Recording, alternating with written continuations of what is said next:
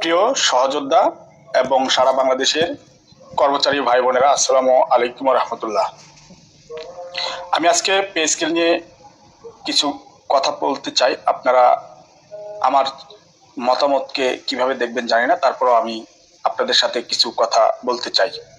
Pay scale বাস্তবায়নের মতো গুরুত্বপূর্ণ ইস্যুতে সরকার ও কর্মচারী সংগঠনগুলো মধ্যে ইতিবাচক, ফলপ্রসূ ও ধারাবাহিক সংলাপ অত্যন্ত প্রয়োজনীয় বলে আমি মনে করি। আমার মতামত হলো, 1.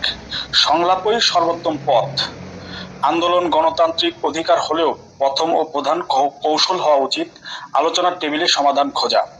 সংশ্লিষ্ট মন্ত্রণালয়, বিশেষ করে অর্থ মন্ত্রণালয় এবং জনপ্রশাসন মন্ত্রণালয়ের সঙ্গে যৌক্তিক প্রস্তাব নিয়ে বসা দরকার। 2. এক প্ল্যাটফর্মে ঐক্যবদ্ধ হওয়া জরুরি। বিভক্তি অবস্থান সরকারকে স্পষ্ট বার্তা দেয় না। সব কর্মচারী সংগঠন যদি একটি সমন্বিত প্রস্তাব ও অভিন্ন দাবিপত্র তৈরি করে, তাহলে তা অধিক গ্রহণযোগ্য ও কার্যকর হবে। 3. তথ্য উপাত্ত ভিত্তিক প্রস্তাব। 2015 সালের বেতন কাঠামো ও বর্তমান 2026 সালের দ্রব্যমূল্যের পার্থক্য, জীবনযাত্রার ব্যয়, বাজার দর, এসব তথ্য উপাত্ত বিশ্লেষণ করে উপস্থাপন করলে দাবি আরও শক্তিশালী হবে। 4. ধাপে ধাপে বাস্তবায়নের রোডম্যাপ।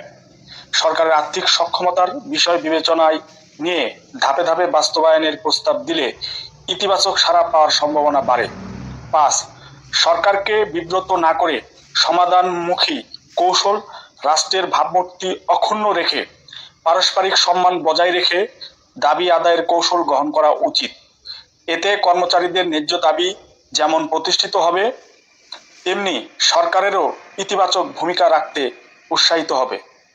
পরিশেষে আমি বলবো, পে স্কেল শুধু বেতন বৃদ্ধির বিষয় নয়, এটি কর্মচারীদের ন্যায্য অধিকার, মর্যাদা ও জীবন যাত্রার বা জীবন মানের প্রশ্ন।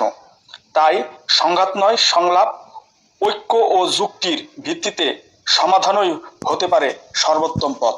সবাইকে ধন্যবাদ আমার কথাটি বিবেচনা করবে।